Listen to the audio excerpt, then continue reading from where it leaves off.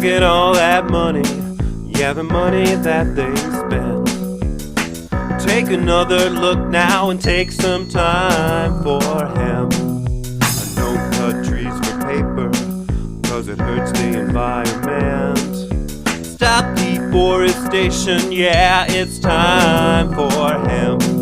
Oh, an acre of hemp makes 20 barrels of oil. No need for pesticides to poison all our soil. People got no food, they got no clothes, they got no rent. Well, right now it's time for hemp. Hello, and welcome for Time for Hemp. Thank you for tuning in to our show today. We have a very special guest on our show. He's one of the founding fathers of the hemp movement and has been hailed by High Times magazine as the patron saint of the cannabis movement. He's author of the book, The Emperor Wears No Clothes, which has been considered the Bible of the hemp movement. And he's been one of the most hardest working activists in the past 17 years, doing everything he can to make this wonderful plant legal. Jack Hare. Jack, welcome to my show. Thanks, guys. How you doing? Fine. Thank you for coming. Okay. Can you tell me how you first began getting involved in the hemp movement and what it was that got you all excited about it and where you're from? Well, it kind of happened in two stages. In 1969, I was 30 years old, and this young lady turned me on to some pot because she thought I was very square.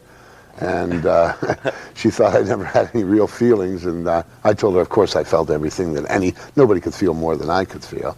But she insisted, and because I liked her, I kept trying it. Nothing happened the first 2 or 3 times, and one day she came home with some Acapulco Gold, and she said, I want you to keep smoking these. And I got very stoned, and she put earphones on me, and I heard music in color, and I said, wow, this is the best I've ever felt in my life, and it's illegal. So, you know, that's how I kind of got involved. And a couple of years later, a friend of mine over a little potty had told me we had written on the back of a paper bag a 1 to 10 scale, and then we had written the delineation, a 1 to 10 scale on how good pot was, so that.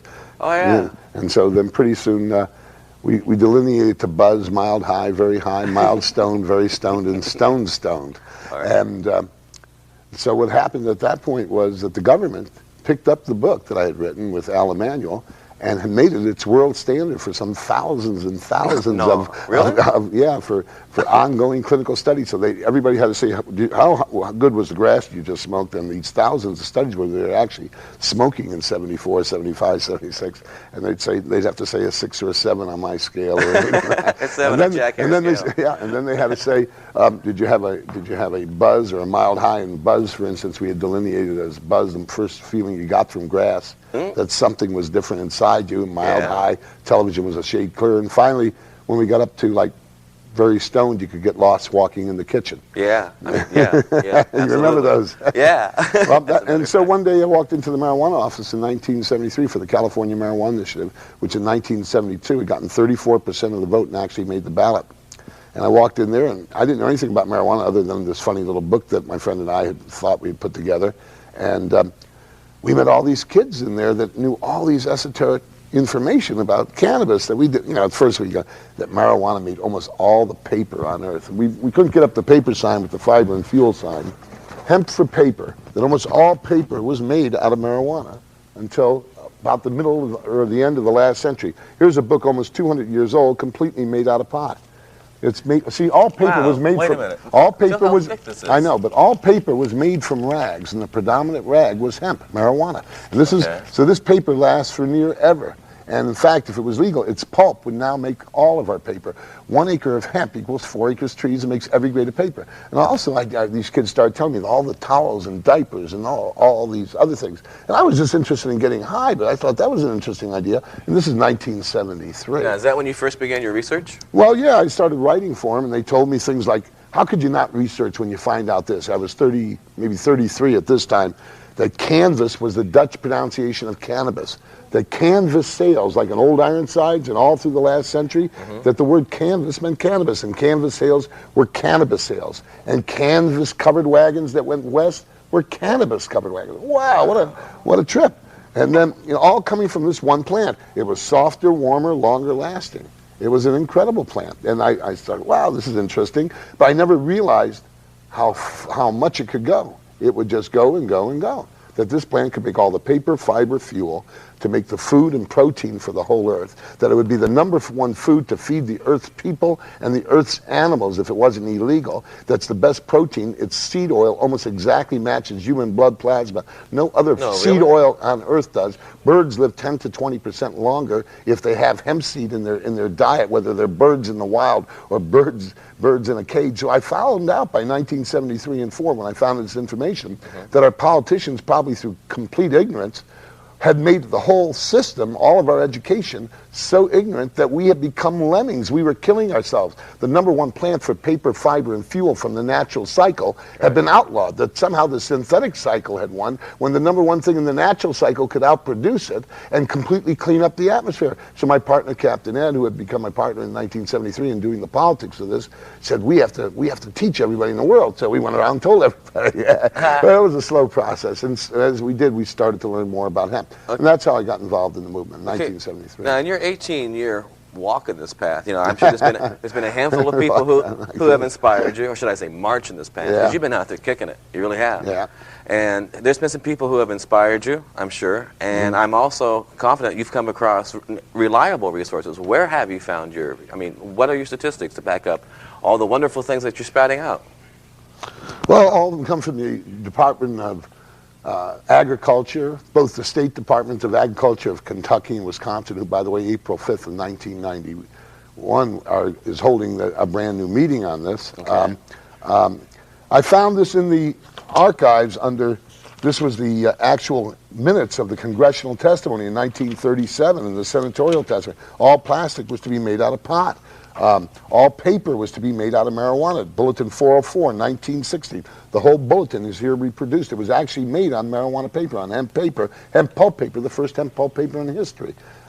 So back there they were saying fiber, fuel, paper. And then in 1937, they wrote an article that was published in 1938 called Popular Mechanics' New $1 Billion Crop. And this is exactly the way it appeared in Popular Mechanics in February of 1938.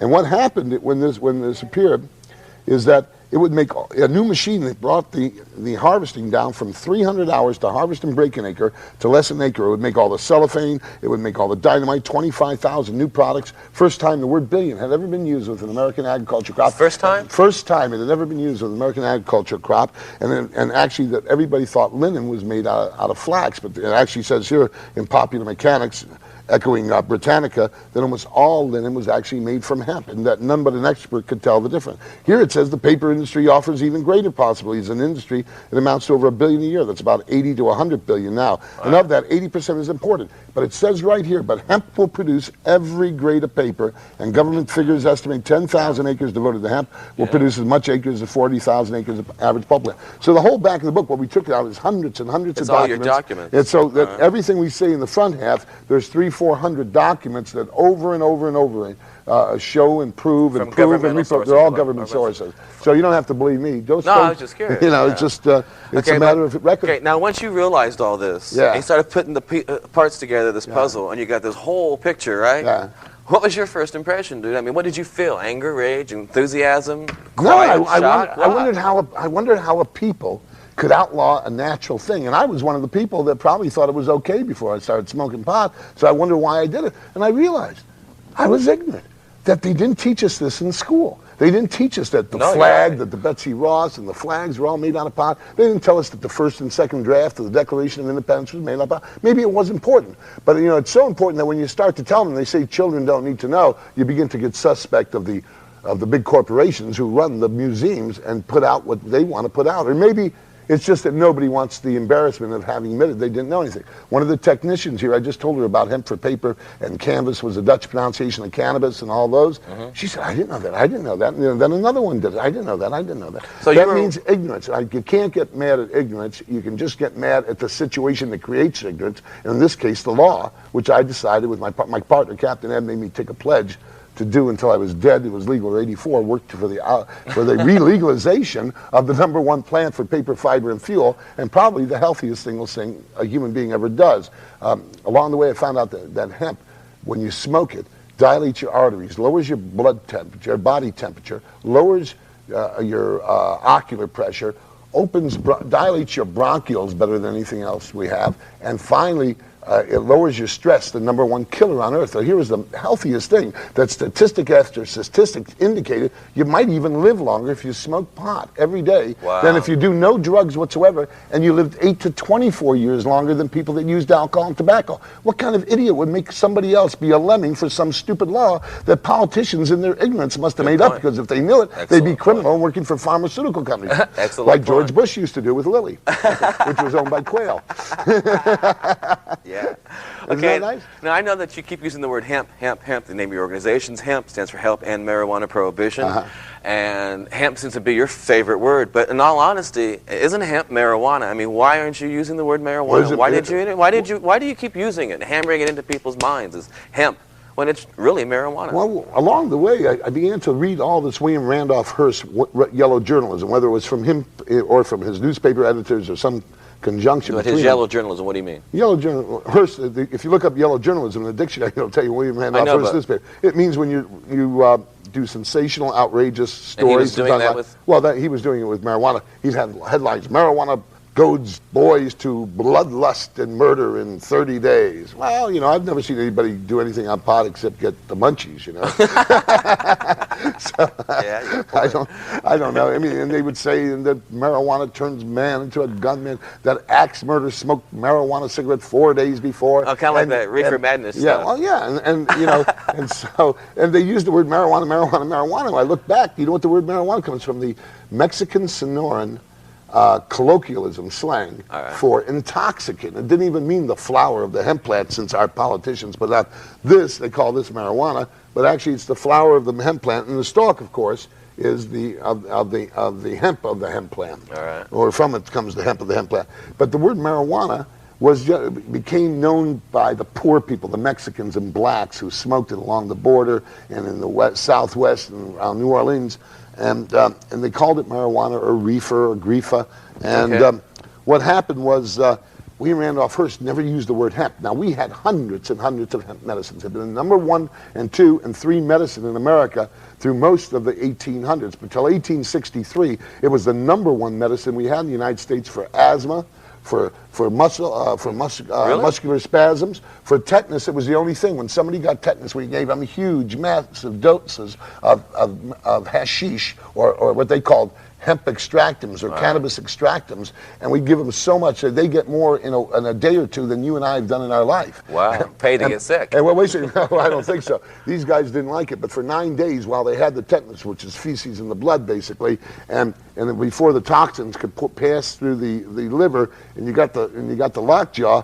And the only thing that could keep your muscles soft enough so you didn't die from this, and to allow the toxins to pass, was to take huge, massive doses of hashish. Wow. And nobody ever died from it. In fact, I want to repeat that. There's never been a single death from marijuana. Not one? None that we know of, except at the hands of police.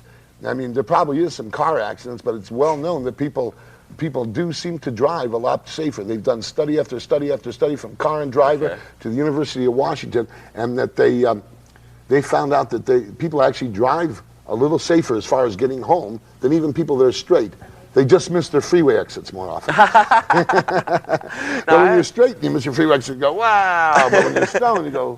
As you go across the country, what kind of response do you get? What kind of attitudes do you receive in Nebraska, Indiana, Mayberry area, Well, in a lot of cases, we're talking to the choir.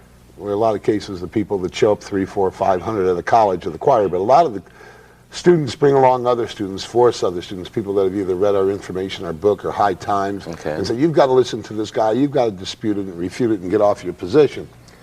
And even people that smoke pot oftentimes think they're doing something morally bad because they were taught it was morally bad. They don't want to drink alcohol, maybe. They don't want to smoke tobacco, but they want to smoke a little bit of pot once in a while. And the response I've gotten has been really great, because the television channels come out, the newspapers come out, the city newspapers, the college newspapers, and they have given us. They come out usually with an attitude to treat us tongue-in-cheek, and then we challenge them with a $10,000 challenge. $10,000 what? Prove our information wrong. We give them a $10,000 challenge that hemp We're betting that there's no other plant on earth that you could outlaw the fossil fuels for cars, you could outlaw the cutting down of trees for paper, that and if you were looking for the natural cycle from a plant that grows on earth, that all the other plants that grow on the planet earth don't even equal a fraction of hemp on an annual, renewable, sustainable, latitude-wise, climate-wise, soil-wide, planet-wide, drought-wide basis. And hemp is the #1 plant that grows on our planet. And you got a 10 grand challenge stating that. Well, backing you up. And it's nobody. Well, one guy, Dr. Walker at LSU, took it up. A doctor of horticulture took it up. Came back and said we may be as much as 5% wrong. He didn't say we were, but we refuted him and disputed him. And Dr. Walker is now one of my biggest supporters in the country. So, I mean, we don't have anybody. I mean, it's just information. If anybody's going to get mad at information, you should be mad at the government for not giving you this information. Evidently. I mean, obviously, this information is available through your encyclopedia and dictionary. I mean, why shouldn't we have known cannabis and canvas were the same thing? Could we have outlawed canvas? No. We outlawed marijuana, going back to an earlier question. We outlawed marijuana because they didn't know. So I decided to use the word hemp, the real, true English word, just like it says in our law books here in California. Hemp. You must use the dictionary English word. And the dictionary English word of this plant is hemp. It's Latinized and Greekicized botany, is a botanical name, is called cannabis. And it's been called hundreds of other names, from boo to marijuana to Mary Jane, but bang and bong and daga in Africa, where it's the #1 religious ritualistic drug, as well as relaxant for most of Africa.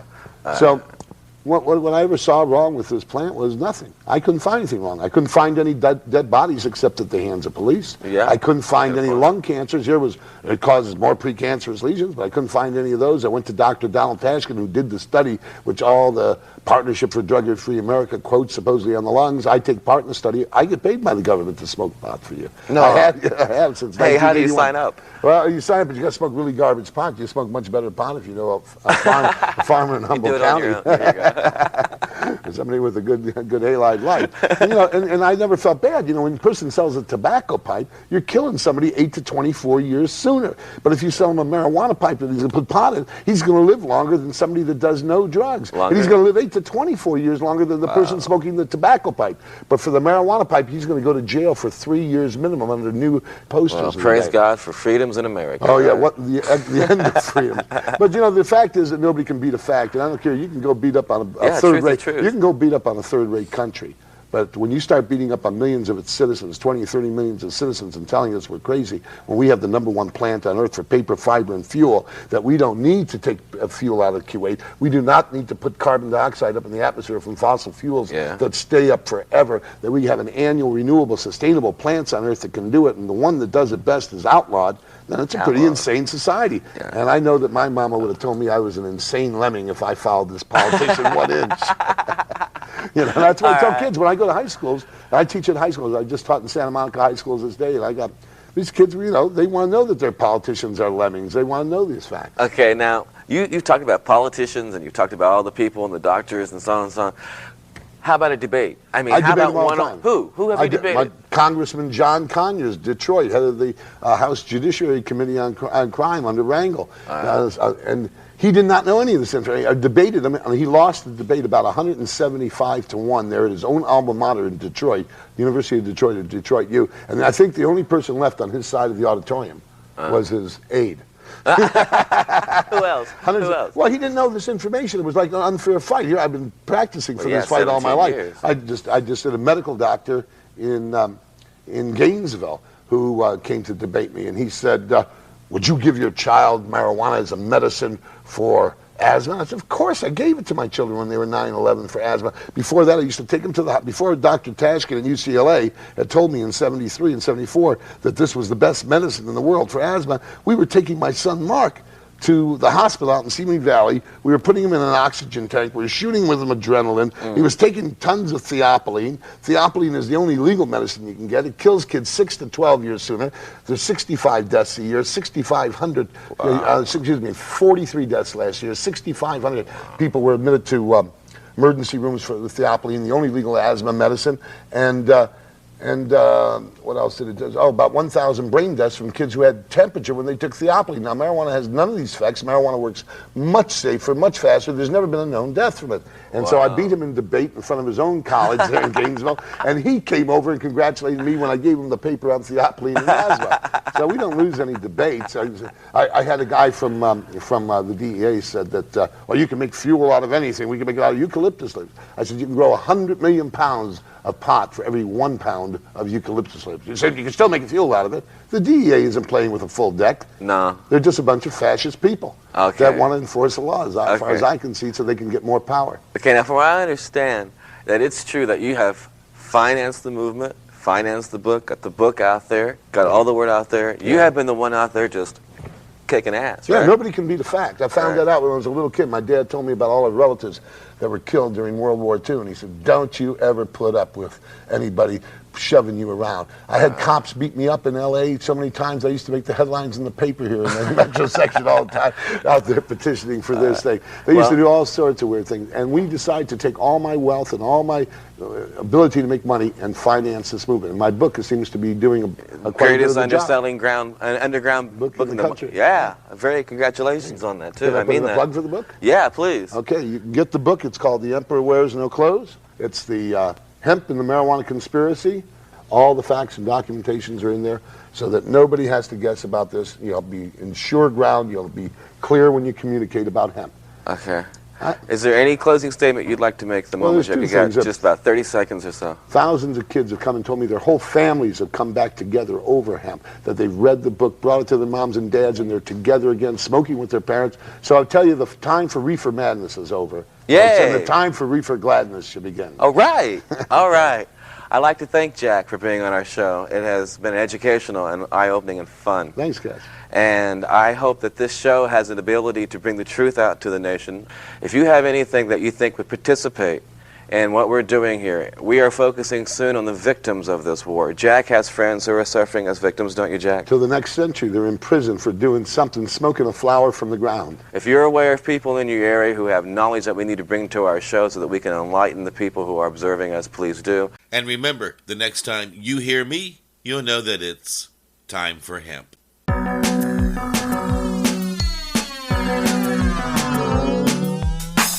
Look at all that money, yeah, the money that they spend. Take another look now and take some time for hemp. I don't cut trees for paper, cause it hurts the environment. Stop deforestation, yeah, it's time for hemp. Whoa, an acre of hemp makes 20 barrels of oil. No need for pesticides to poison all our soil. People got no food, they got no clothes, they got no rent. Well, right now it's time for hemp.